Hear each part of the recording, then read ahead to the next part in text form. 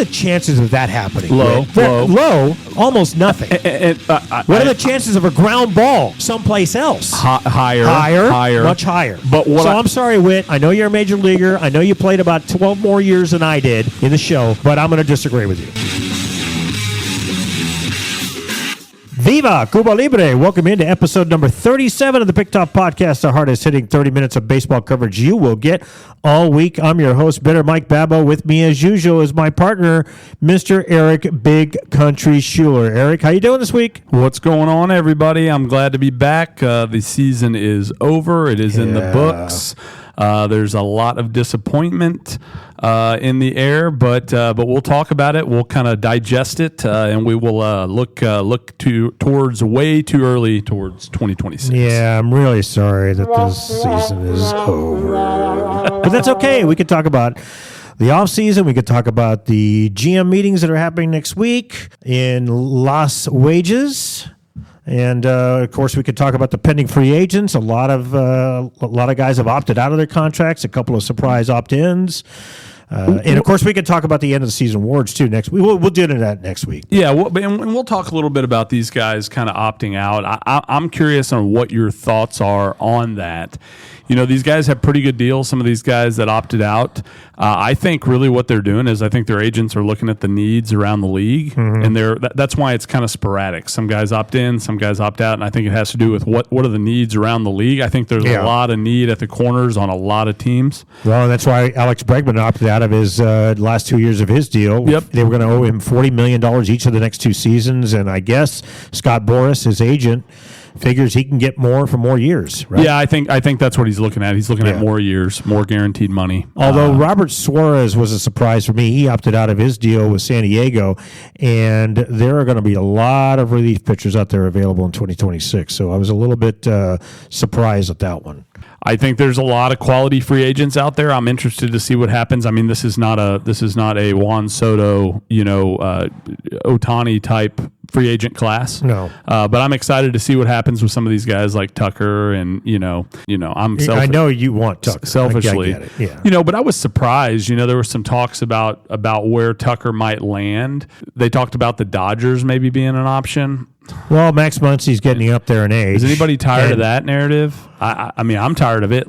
Oh, I am. Absolutely. If they go out and land Tucker, the number one free agent in this class, quality player, I mean, I posted on my social media pages. Pretty intense. LA Dodgers, the best team money could buy. Yeah, I mean, I get it. I mean, they still got to go out and win. Talent. You still got to go out and win. Right. Money doesn't guarantee you a championship, but the lack of money guarantees you of not being able to compete. That's my mantra. I'm going to stick with that until they figure this out. Hopefully they'll figure this out before the CBA expires December 1 of 2026. That is another uncertainty, Aric. I mean, a lot of teams are looking forward or looking towards next year with a lot of uncertainty. Where are we going to be this time next year? What's the sentiment right now, Mike, coming out of the owners groups? So certainly I think the owners are presenting a united front. There are a lot more influential voices within the ownership group saying, look, we cannot continue to do business this way because 10 teams go into spring training knowing that they don't have a shot. If you don't have a guy like a Bobby Witt who's willing to do a team-friendly deal for long term, then you don't have a shot at keeping. Look at the Pirates. They're already looking at dealing Paul Skeens, or there's some reports about it because, I mean, he is must-see TV, and they know that when he's arbitration eligible, around the second, third year of arbitration eligibility, they're going to look to move him, and that's not good for the Pirates fan base. Yeah, and look, Mike, I think the mentality of so my question for you around the mentality of I don't think we're in it. I don't think we have a chance. We're showing up and we know that we're already out of it. 20 teams out of the number of teams in the league. I would ask you to evaluate the small market teams that don't have that mentality. Yeah. The Brewers, the Cardinals, I don't think those teams have that type of mentality. Now, the Rockies probably do. Yeah. I would tell you I don't think San Diego is a big market team. I don't think they have that mentality. I think the Brewers and the Royals have been lucky enough in the fact that they have hit on their draft picks. Okay, they have found they've made some shrewd trades, like when Milwaukee traded for Willie Adames. That worked for them for a couple of years. They got, I wouldn't say they're lucky, but they made the right decision in letting Corbin Burns go to Baltimore, and then he signed a big deal with Arizona, and he got hurt. Brandon Woodruff was hurt for most of the season, but he's going to come back. Christian Yelich is actually, look, when they traded for him, then they signed him to an extension. That extension looked really bad. He had a really good 2024, not so great a 2025, but still a pretty decent year. But come around 2023, they were looking at this deal saying, gosh, this is a mistake. The problem is that when the Yankees make a mistake on a 10-year, $300 million deal like a Garrett Cole, they can afford to have him out for the season with Tommy John surgery. Yeah, I mean the Royals can't. There's definitely the Rockies can't. There's definitely a margin. Look at the look at the Rockies are experiencing with Chris Bryant. That's been an abject disaster. Look, there is a margin of error issue, right? I mean, I agree with that. I think the margin for error for these small market teams is small. The expectations are also different. The expectations aren't the same in Kansas City as they are in New York. Well, the expectations are different because they know that they cannot compete with the Dodgers and the Yankees and the Mets for even the middling free agents. Because the middling free agents, the qualifying offer this year for 2026 is going to be somewhere north of $21 million. And a Royals team or a Rockies team or an A's team can't afford a qualifying offer of that much. I mean, that is what does a qualifying offer represent? An everyday player. Not right. A superstar. Right. Not Just an all-star. Run of the mill, right? Middle of the bell curve player. And so that level of the ocean is really too high, and these teams are drowning. I don't know. The competitive balance needs to be shifted at some point in time. There is a solution out there, Mike, and we both know what it is, but I'll tell you, I don't think that's going to get any traction. No, because they're going to have to figure out something different. In the end, the owners cave. The players hold firm. They're a lot more united, and there's always going to be one or two owners out there that say, "Forget this. We're playing ball," and it's usually the big market teams. Let's see how much voice the small market teams have. But I'm going to go back to my point from last week. The small market teams in this league have to play a different game. And I think I think some of them sit on the sidelines thinking, well, I can't compete with New York or L.A. or the other team in New York on payroll, so I'm just going to act like I show up to spring training and don't have a chance. You have to play a different game. Your game has to be different. The GM you hire has to be different. Yeah. Everything about your organization has to be different. You have to play the hand you're dealt. And there's teams in the league that do that really well. The Rays have been able to do that for the better part of 20 Absolutely. years. Right? And I would tell you, they've been relevant for 20 years. Certainly, yeah. They've been a thorn in the Yankee side. And so I just think that needs to be the expectation for some of these small market teams. And right now, I think these small market teams are sitting around feeling sorry for themselves. That's what I think. Yeah, very good point. Anyway, we got a little bit off the rails, which is what we do here on the Picked Off Podcast. But we need to close the books on the 2025 World Series. Congratulations to the Los Angeles Dodgers, back-to-back champions. Winners of the Fall Classic this year, and what a classic it was. We had the U.S. versus Canada, Aric, the Dodgers representing the second largest city in the United States versus the Blue Jays representing Toronto, the largest city in Canada. The Dodgers go on the road, down 3-2, listless in games 4 and 5, and in front of a raucous crowd at the Rogers Center in Toronto, withstand not one, but 2 furious rallies in which the Blue Jays had the tying runs in both games 6 and 7, and they ended both games with incredible doubleheaders. Yeah, double plays. Double plays. It was just amazing. We had a benches clearing incident in Game 7. We had it all. Yeah, it was great. Pretty amazing. You know what they say: in order to be the champs, you got to beat the champs. Yep. And the Blue Jays failed to do that. From my perspective, watching all 7 games, even the 18-inning, marathon, the Toronto Blue Jays were outmanned from a powder standpoint. The Dodgers just had more powder. They have more leaders around the field. They have more guys that have been there. They have, and I'm going to tell you. I mean, you mentioned Mookie Betts, right? Mookie Betts struggled mightily in this series, and I will tell you, he did things outside of just being this super productive guy at the plate. He picked his moments, played stellar defense. Did some things to help his team. That's what it takes sometimes. I mean, I'm going to tell you, Dave Roberts, masterful. Oh in my game God, 6 he and pushed 7. every button worked. God bless. I mean, look, he did a masterful job. I mean, he basically said to his bullpen, aside from Roki Sasaki, guys, you're done. The rest of the series. Come game 6 and 7, I'm riding my rotation until it drops. And they did. I mean, he used Emmett Sheehan game 7, right, for 1 inning, but for the rest of it, pretty limited. Pretty limited on that bullpen. Anthony Banda, you're done. Yeah. Blake Trinan, you're done. Those guys did not sniff the field in game 6 and 7. Nope. I give a lot of credit to Dave Roberts. If I had it, and look, I know they gave the MVP to the kid that had three victories in the World Series, which is pretty impressive, pretty amazing. But I'm going to tell you, Yoshinobu Yamamoto, by the way. Yeah, Dave Roberts is the MVP of this series for sure. I'll tell you what, Aric, and I was thinking about this as I was writing in a couple of days ago. I think he deserves Manager of the Year, and I'll tell you why. Yeah, come with it, because.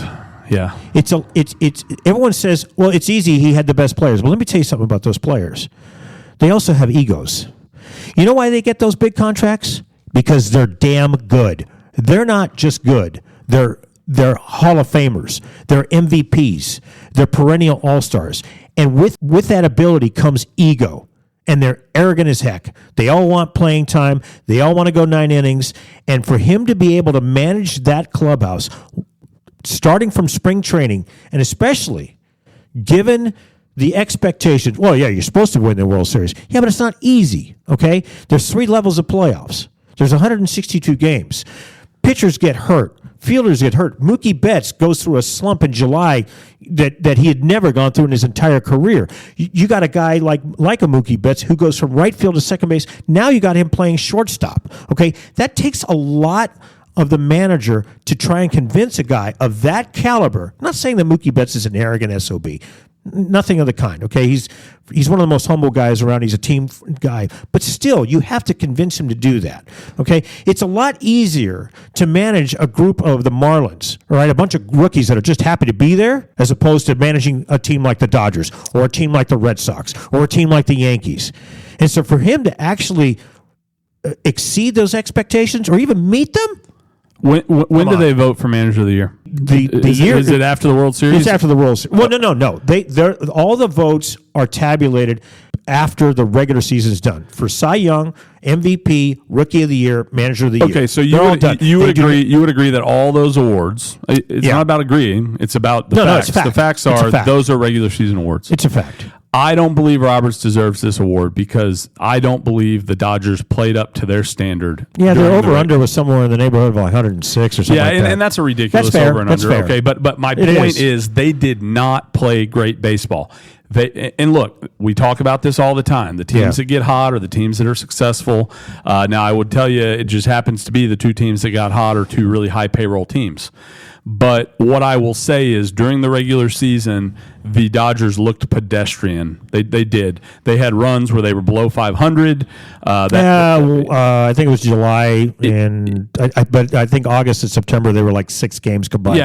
Nothing otherworldly. Right, and so my point there is sometimes, and we talked a lot about this during this season, at some points, it was less about the Dodgers winning the division and nobody willing to play well enough when they're struggling to win the division. That happened in a number of divisions. Right. The Padres forgot to hit, and then a starting rotation didn't go deep. And so my thing is, if the San Diego Padres would have played quality baseball down the stretch, I think they would have won that division. Yeah. What else did you like about the World Series? So what I liked is I liked the team coming to their own. I hope this and look, as a Yankees fan and as an AL East, I think when more teams in the league are better, I think it's better for the game.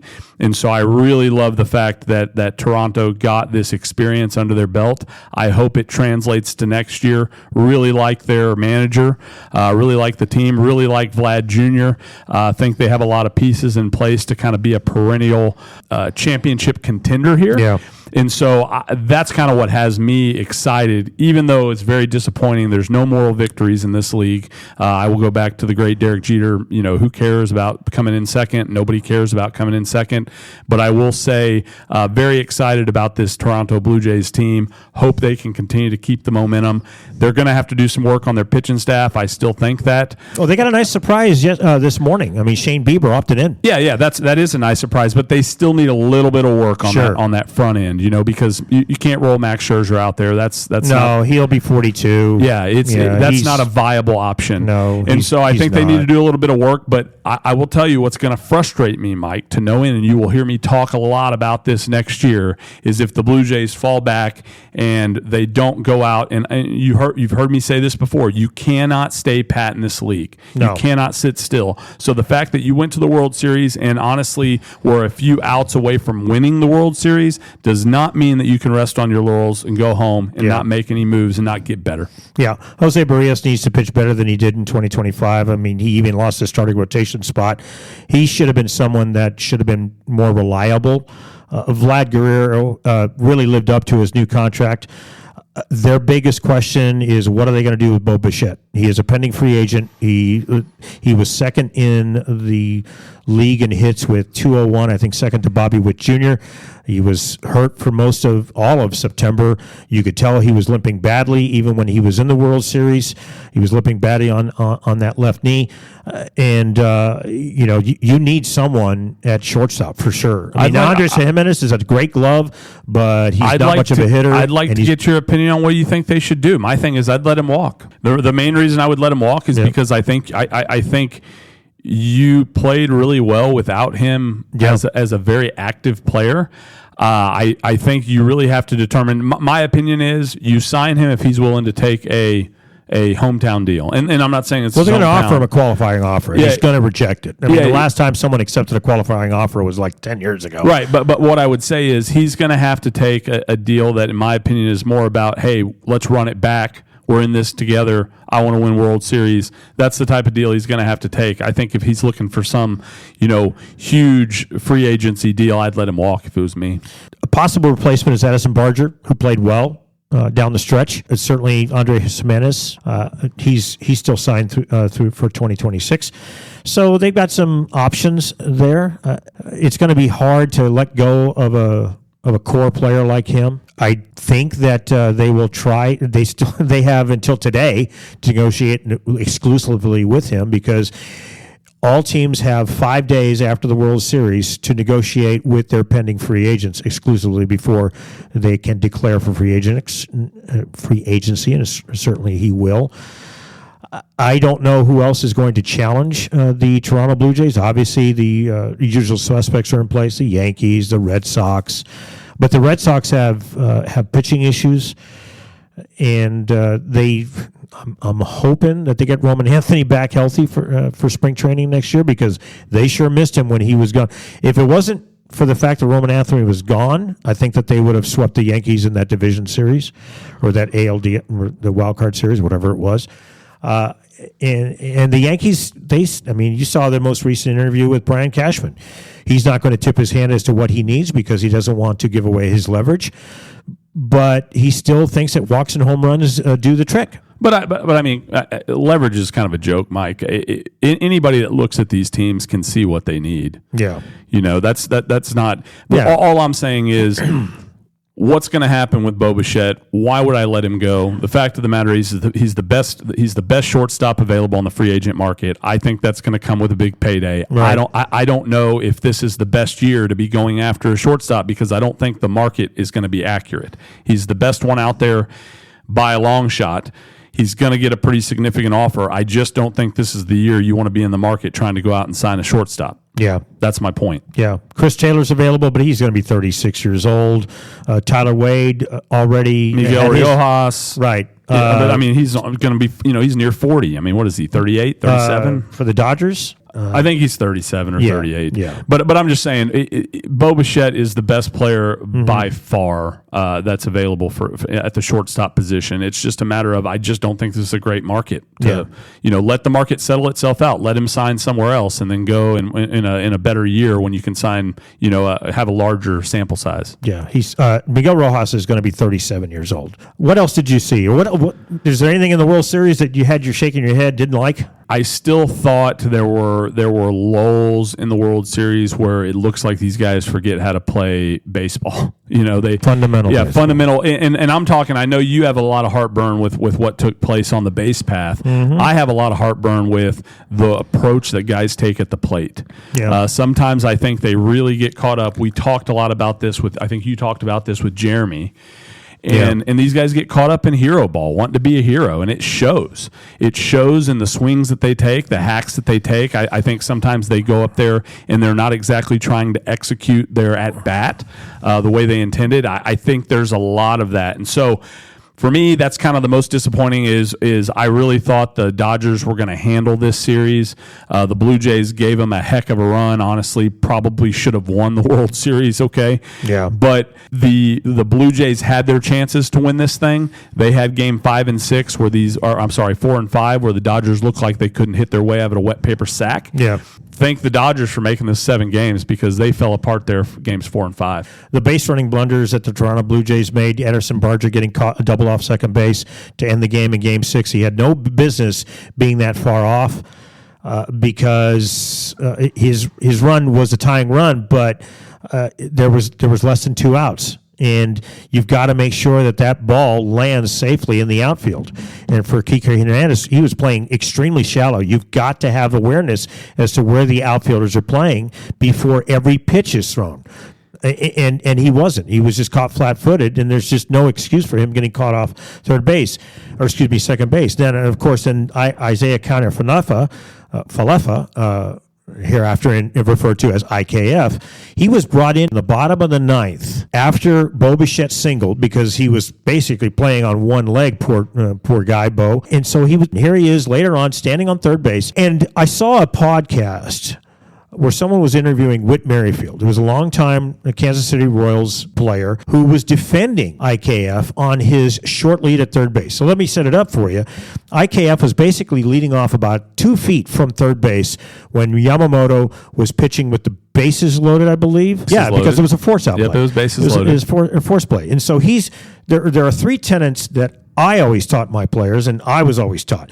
Is number 1, you lead off in foul territory and you come back in fair when you're on third base. Because if a line drive is hit to you in foul territory, it's just a dead ball. Correct. If it's hit to you in fair hit at you, you're out. Yep. If you make contact, if it's hit at you. The second thing is that you lead off as far as the third baseman is playing. So when Max Muncy is playing 15 feet off the base, even if Yamamoto is looking in and hasn't even come to the stretch yet, that's as far off as you lead. Yep. And then once he goes into his windup, you take a secondary lead, and your weight is on that front foot. Now, Whit Merrifield is saying, I don't agree with that because, there could have been a line drive into the corner, and Max Muncy, if he had to stretch out with his glove hand, which is his left hand, and so he's coming over towards the bag, and he could just as easily catch the ball and then double you off, and especially considering what happened in Game 6 to Addison Barger, I think it was a safe lead. I think it was a prudent decision. What are the chances of that happening? Low.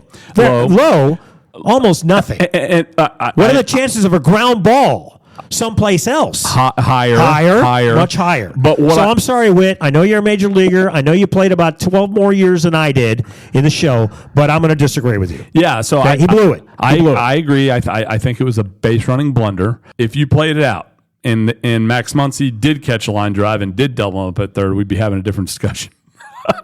It'd be darn rotten luck. I agree, but we would be having the same conversation except the other way.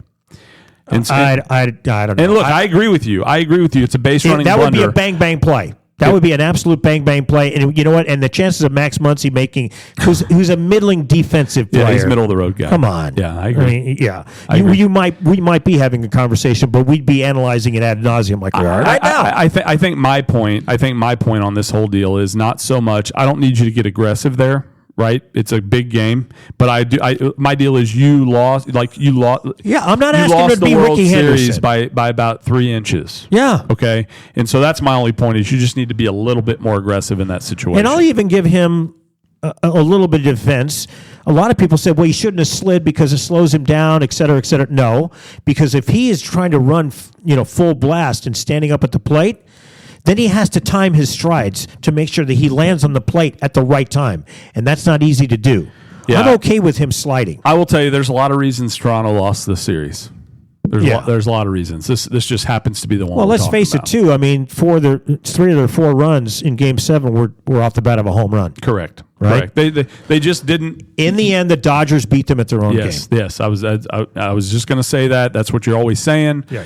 That's a fact. 100%. The other thing I didn't like, and you and I can disagree because I know we will, the in-game dugout interviews with the manager drive me nuts. Why? Why does this bother you so much? Because the man is doing his job. This is the World Flippin' Series. This isn't a game in May. Okay? Suppose Aric, the director of renewable fuels, all right, you're sitting in a meeting with all executive management, including our CEO, and you're talking about, what's going on with sustainable aviation fuel and jet fuel and stuff, and all of a sudden, some inspector barges in and say, hey, Aric, one of your batches pumping out of Port Arthur just failed on Jeff Tot or Flash. You want to comment on that? Are you kidding me? Depends on what they pay me. Depends on what they pay me. Don't give me that answer. I am serious. I'm serious. Come on. My thing is these guys. Look, baseball is working diligently to try to make this game appealing to the masses. Okay, they are working diligently, and you know what? They are making some headway, Mike. Right? I think the game is really on a good trajectory. It really bothers me that we have this looming issue between the owners and the players coming up because I think the game is reaching altitude here. But what I'm going to say is, I think for me, it's appealing. I like to hear from these guys in game. I think it's neat. Can we agree then to have the interview in between innings? Sure. Okay, don't do it while the pitcher's pitching. Yeah, I think his pitcher's pitching. I think that's fine. But I do like to hear from him in game. Even in the NBA and in the NFL, they do it during timeouts or after the quarters. No, that's true. I mean, that's one way they could appease me and appease you. Can you imagine trying to get an interview in the middle of the game with Frank Robinson or Earl Weaver? No, not at all. But this is a different world, man. God, it's a different world. Those guys are the same. Anyway, anything else in the World Series, Aric? That's all I got. It's bittersweet for me. It was a great series. It was an epic series. It was one of the most watched in like the last 15 years, according to the ratings. See, I know. I get it. But I mean, there's some things that I would like to see. And by the way, just a sidebar. What is with all the Dodgers coming out of the woodwork? There's people I never even knew cared about baseball. Oh, that's L.A. All of a sudden, they're Dodgers fans? Yeah, come on. Yeah, come I know. on. They're fair weather fans. But I mean, they've been fair weather fans since 1958. So they got a heck of a legacy. So. True. Before we sign off, we need to update you on a few personnel moves. The Atlanta Braves have promoted longtime bench coach Walt Weiss as manager to replace Brian Snitker. Weiss gets a 3-year contract with an option for 2029. He's a 14-year major leaguer, and I remember when he broke in with the Athletics and won the AL Rookie of the Year award. That's how old I am. You don't like this move, do you, Aric? I do not. Can you expand on why? No, I think these guys are really moving into like a middle of the road, and it seems like, I don't know if this is true, okay, but we talked to Moreland, right? We talked to Keith Moreland, and I asked him about managing in today's game, and he said, hey, these guys, I wouldn't touch a managerial job with a 10-foot pole. and he said they don't have any power. They don't have. It used to be that the manager had a lot of power, and that's what it looks like to me. It looks like they're just filling these vacant spots with a body. That's what it appears to me, because these guys don't have any pizzazz. There's no splash here. It looks like no personalities. Yeah, there's no personalities. There's no pelts on the wall, as you like to put it. And so for me, it really comes. I'm not saying these guys aren't deserving. Yeah. Right. I'm just saying a team like Atlanta, that's a big time team, dude. Yeah. That's a big time team with a lot of good players. They have some moves they need to make to get some guys hungry to get on the field there. This move doesn't impress me because it's just not a big splash for a team like Atlanta. I'd like to see a little bit bigger splash.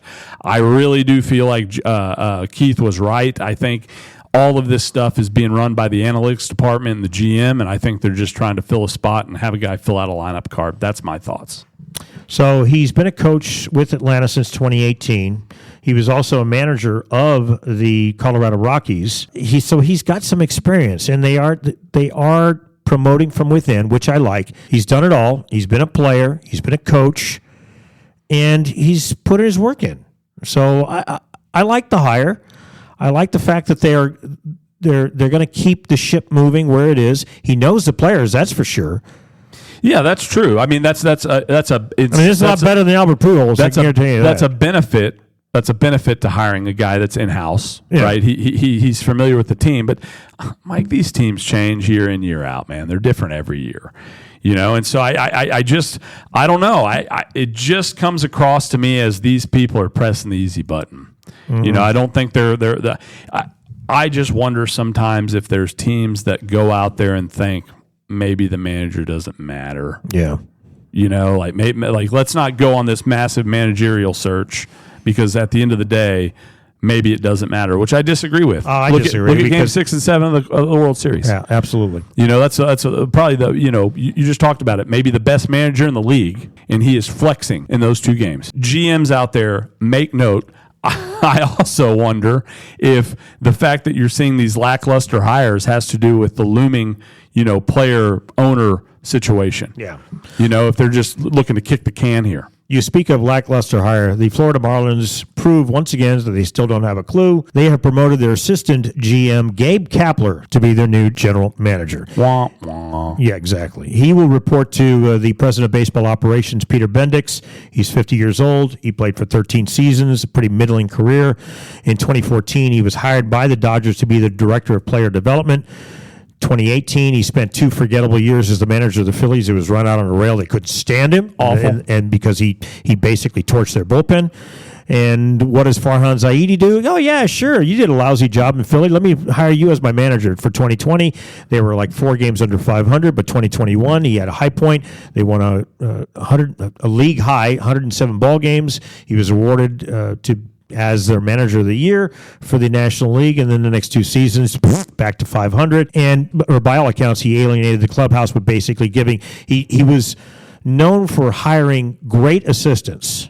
He had as many as 4 hitting coaches, but then he gave them way too much leeway, and he just abdicated his responsibility. Do you know a lot about this guy personally? Like what he's like? I know he employs a woke ideology. I know that his parents marched with Dr. Martin Luther King, which is fine. It's admirable. But, I mean, he really is a very strong personality with one of those my way, the highway type deals. Yeah, I don't know much about Kapler. I just know I just see the results. The results have not been impressive. No. I don't know much about his. He alienated a lot of the old guard, too. Certainly I know for a fact Buster Posey quit. He quit after 2021 because he didn't want to deal with Farhan and Kapler anymore. Yeah, so I mean I don't know. This is a bad franchise just being bad. Yeah. And it's unfortunate too because the Marlins actually started poor in April and May. They were like 10 games under 500 or something like that. But then June onward, they were 50-6 and 50. So, and they got a great core group of players. They have a lot of young players that are really good. Yeah.